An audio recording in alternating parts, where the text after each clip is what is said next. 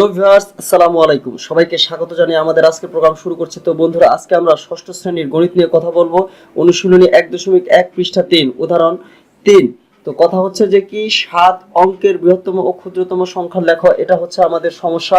তো বন্ধুরা, ইতিমধ্যে তো আমাদের বইতে প্রবলেমটি করে দেওয়া আছে, তাহলে আমরা কেন এই প্রোগ্রামের আয়োজন করেছি? বিষয়টা হচ্ছে এরকম যে আমরা এই ক্লাসে বুঝাবো, অর্থাৎ যদি তুমি বোঝো তাহলে যে কোনো ভাবেই দেয়া থাকুক না কেন তুমি পারবে, এই হচ্ছে বিষয়। তো বন্ধুরা, ভিডিওটি দেখতে থাকো শুরু থেকে শেষ পর্যন্ত।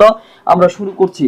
লক্ষ্য করো, বৃহত্তম সংখ্যা নির্ণয় করব 7 অঙ্কের বৃহত্তম সংখ্যা। তো বন্ধুরা, এটুকু দেখার জন্য তোমরা একদম স্ক্রিনের নিচে চলে আসো। নিচে লক্ষ্য করো, আমরা অঙ্কগুলো লিখে রেখেছি। অর্থাৎ তুমি লক্ষ্য করো যে অঙ্ক আছে কয়টা, টোটাল অঙ্ক আছে হচ্ছে 10টা, 0 থেকে 9 পর্যন্ত। এখানে একটু লক্ষ্য করো স্ক্রিনে, 0 থেকে 9 পর্যন্ত। 0, 1, 2, 3, 4, 5, 6, 7, 8, 9, অর্থাৎ এগুলো হচ্ছে এক একটা অঙ্ক। এবং এই অঙ্কগুলোর সর্বনিম্ন ভ্যালু হচ্ছে 0 এবং সর্বোচ্চ ভ্যালু হচ্ছে 9। তো যারা বুঝতে পারোনি আবার বলছি, সর্বনিম্ন ভ্যালু হচ্ছে 0 এবং সর্বোচ্চ ভ্যালু হচ্ছে 9। এখন বিষয়টা লক্ষ্য করো বন্ধুরা, যখন বৃহত্তম সংখ্যা লিখতে বলবে তখন আমরা সবগুলো 9 লিখতে পারবো। যদি বলা হয় 7 অঙ্কের বৃহত্তম সংখ্যা লিখো, তাহলে 7 অঙ্কের, তার মানে অঙ্ক হতে হবে 7টা। এখানে লক্ষ্য করো, এবং 1টা 2টা 3টা 4টা 5টা 6টা 7টা অঙ্ক লিখেছি 7টা। এবং যেহেতু বৃহত্তম সংখ্যা লিখতে হবে, তার মানে বৃহত্তম অঙ্ক দিয়েই বৃহত্তম সংখ্যা লিখতে হবে। এখানে বৃহত্তম অঙ্ক হচ্ছে 9, তার মানে 7টা 9 যদি লিখি তাহলেই কিন্তু আমাদের 7 অঙ্কের বৃহত্তম সংখ্যা হয়ে যাচ্ছে। পরেরটুকু লক্ষ্য করো বন্ধুরা, ক্ষুদ্রতম সংখ্যা নির্ণয় করব। কত? 7 অঙ্কের ক্ষুদ্রতম সংখ্যা। এখন দেখো বন্ধুরা, এখানে সবচেয়ে ছোট যে অঙ্কটা সেটা হচ্ছে 0। এখন আমরা এখানে যদি 7টা 0 বসাই তাহলেই কিন্তু আমাদের হওয়ার কথা ছিল 7 অঙ্কের ক্ষুদ্রতম সংখ্যা, কিন্তু সেটা হবে না। কারণ কি? কারণ হচ্ছে 0 কোনো ভ্যালু নির্ধারণ করে না, অর্থাৎ 0, 7টা 0 আর একটা 0 একই ভ্যালু নির্ধারণ করে। এজন্য আমরা যেটা করব, 7-এর পর 0-এর আগে একটা ক্ষুদ্রতম সংখ্যা হচ্ছে 1 এবং সেটাকে নিব। তারপরে হচ্ছে বাকি যেগুলো থাকবে সেগুলো বসাবো হচ্ছে 0। অর্থাৎ আমরা একটা অঙ্ক নিয়ে নিলাম, বাকি থাকবে 7 অঙ্ক হতে বাকি থাকবে 6টা, আমরা বাকি 6টা 0 বসিয়ে দিব। এই হচ্ছে বন্ধুরা আমাদের এতটুকু অঙ্ক। তো আমরা পরবর্তী অঙ্কে চলে যাচ্ছি। বন্ধুরা, এখন আমরা উদাহরণ 4-এ চলে যাচ্ছি। বোর্ডে একটু লক্ষ্য করো, সেটা হচ্ছে যে বোর্ড দেয়া আছে, যেটা বইয়েও লক্ষ্য করো, বোর্ডেও লক্ষ্য করো। সেটা হচ্ছে যে আমাদের 6 অঙ্কের 6টা অঙ্ক দেয়া আছে। 1, 2, 3, 4, 5, 6, 6টা অঙ্ক দেয়া আছে এবং অঙ্কগুলো একবার ব্যবহার করে 6 অঙ্কের বৃহত্তম এবং ক্ষুদ্রতম সংখ্যা নির্ণয় করতে হবে। এই হচ্ছে আমাদের প্রবলেমটা।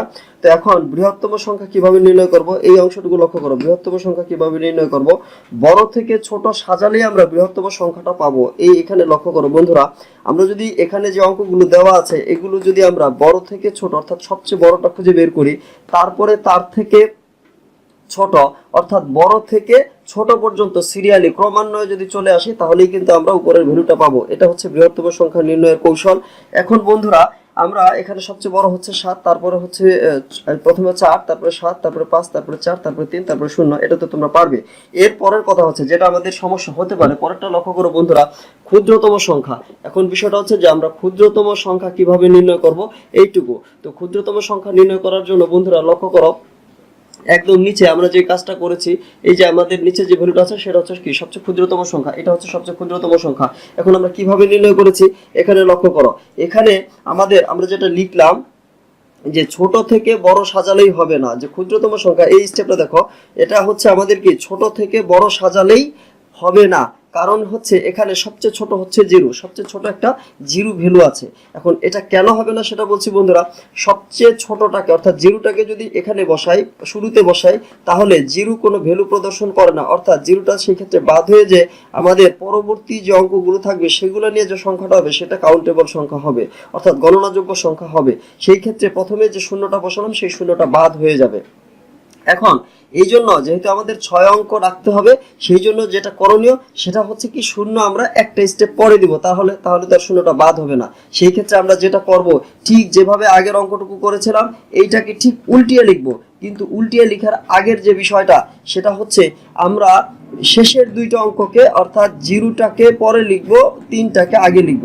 এই হচ্ছে বিষয় বন্ধুরা। তো আমরা যে কাজটা করব আবার একটু বলছি, সেটা হচ্ছে এইটুককে একদম উল্টাবো। প্রথমে উল্টিয়ে দিব, পুরো উল্টালাম। উল্টানোর পরে যেহেতু প্রথমে 0 আসতেছে, তাহলে 0 এবং 0-র আগে কত আসবে? 0-র আগে থাকবে 3, তাহলে 3টাকে লিখবো আগে, 0টাকে লিখবো পরে। এই হচ্ছে বিষয় বন্ধুরা। তাহলে আমরা এটা লিখতে পারবো। অর্থাৎ শুরুতে 0 বসানো যাবে না, আমরা 0টাকে বাদ দিয়ে বাকিটাকে বসাবো। তারপরে অর্থাৎ 0 না বসিয়ে আমরা 0টাকে একটা স্টেপ পরে দিব। সবচেয়ে আগে যেটা বসাবো সেটা হচ্ছে ক্ষুদ্রতম সংখ্যা। 0 বাদে যে ক্ষুদ্রতম সংখ্যাটা হয় সেই সংখ্যাটাকে আগে বসাবো, তারপরে 0 বসাবো, তারপরে ছোট থেকে বড় পর্যন্ত সাজাবো। এই হচ্ছে।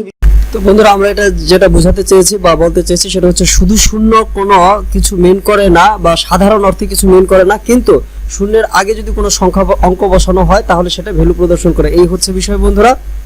তো বন্ধুরা, ভিডিওটি আমরা আজকের মতো ক্লোজ করবো এখানে। তো আমরা পরবর্তী ভিডিও নিয়ে আসতেছি বন্ধুরা। আমরা পুরো বইটাই কমপ্লিট করে দেবো। আমাদের সাথে থাকো, আশা করি উপকার হবে ইনশাআল্লাহ। তো সাথে থাকার জন্য ধন্যবাদ। অবশ্যই চ্যানেলটি সাবস্ক্রাইব করার জন্য বিশেষভাবে অনুরোধ রাখছি। খোদা হাফেজ। আসসালামু আলাইকুম রহমতুল্লাহি ওয়া বারাকাতুহু।